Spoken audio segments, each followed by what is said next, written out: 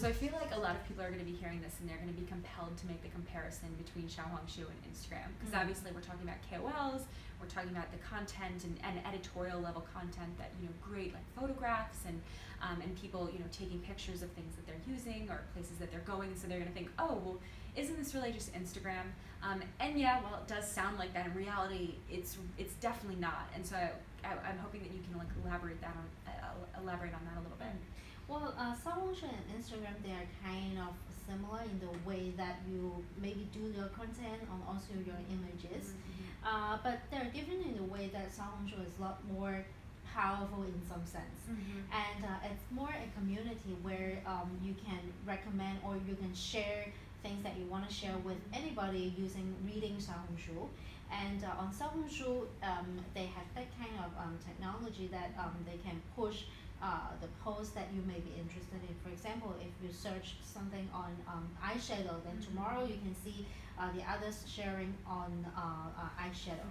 But then on Instagram, it's more a highlight of your daily life or things that you want to share. So it's a bit different because Xiaohongshu is more like a community, sharing community.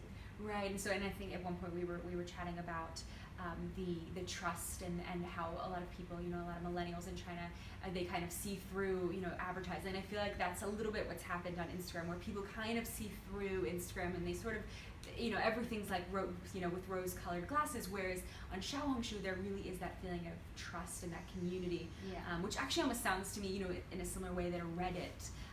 You know, a Reddit forum has a lot of trust built around reviews and products that people are trying. I know some people who won't buy or do anything without Redditing it first. Yeah, actually a lot of young people nowadays, they use Xiaohongshu as a kind of search engine.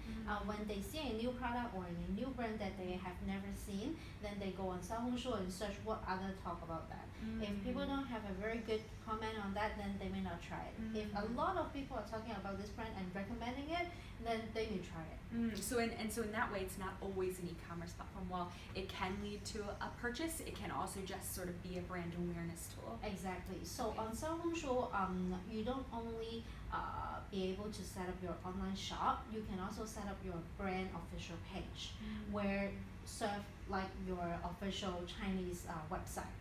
Yeah, and then when people search something, then you can pop out and you can use it as an official communication channel between yourself, your brand, and also the customers. Oh, interesting. So can you host that page outside of the app, or does that always stay in the app? You know, it's always in the app. Oh, it's always in the app. So sort of like WeChat in that way, where the links aren't also available really online. They sort of they really just stay in the app. Stay in the app. Yeah.